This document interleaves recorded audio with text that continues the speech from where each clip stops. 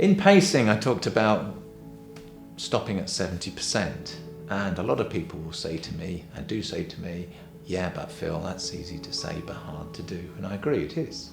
And we don't have a dial in our heads that says you're at 70%. Now, you're not going to do it for everything, but maybe there are some tasks in life that are really important. Sometimes these are called the activities of daily living. It'd be things like sitting, standing, walking, housework, things like ironing, washing up, all of that stuff. And for some of these key things, it's useful to have something called a baseline. And a baseline is something you can use in two ways. One, you can use it to cope with and manage what you're doing on a daily basis.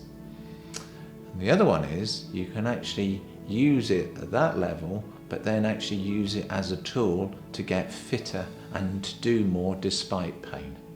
So a baseline is a kind of a goal-setting tool. Again, it's not rocket science. When I first came across it, I thought it was a bit too simple to be useful, but it's proved to be very powerful.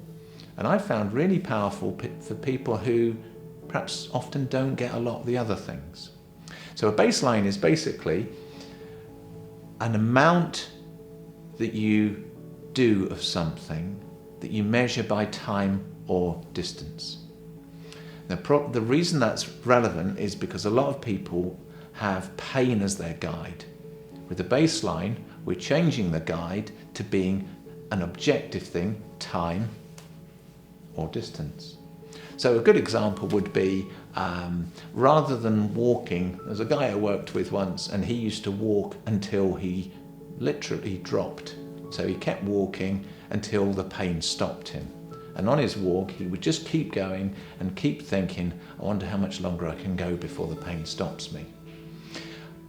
That meant every time he went for a walk, he did as much as he could until he couldn't. The baseline approach would be to say, keep walking until you still can walk.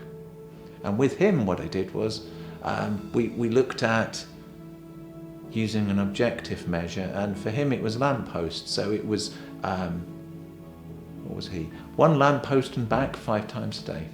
Doesn't sound much, but he stuck to that. And the idea was that on a day when it was easy, which sometimes it would be, he stuck to that distance. And on a day when it was slightly harder, he still stuck to that distance. And on a day when it was impossible, he just didn't even try.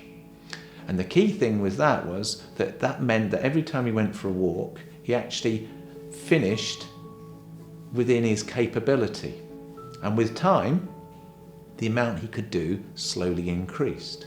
So instead of booming and busting, like I explained earlier with the pacing thing, what he was doing was he was doing what he could do and then doing it again the next day and then again the next day. And then with time, he gained in confidence, his nervous system started to relax. In the thing about chronic pain, I mentioned how the volume gets turned up. Well, if you keep doing the same thing consistently, the nervous system learns, oh, it's okay when he goes for a walk, we can relax. So the volume gets turned down. And so the amount he could walk gradually increased over the months. So that's a classic one for rebuilding fitness. But the other use is another gentleman I worked with. His pain meant that every time he stood up, he was in pain. And so what we looked at was, well, how long can you stand up for that's realistic? And it seems with pacing and baselines, it seems to be 20 minutes seems to be the magical time. And this is just my experience. But what he did was every time he stood up, he looked at his watch, 20 minutes, and then he knew that in 20 minutes he was definitely going to sit down, whatever happened. And he was going to plan to that and do things in a way such that he could sit down in 20 minutes time. Now, I don't know if it helped with his pain, but what it definitely did was it helped with his ability to cope. And that meant he could cope and plan, and as a result of doing this 20-minute thing, he rebuilt a greenhouse in his garden in 20-minute chunks with a chair in the garden, and that's something that had been eluding him for years. So there's two sides of baselines. One is using a baseline to gradually increase what you do. The other one is using a baseline as a guide, time or distance, so that you can cope and break the world up into manageable chunks.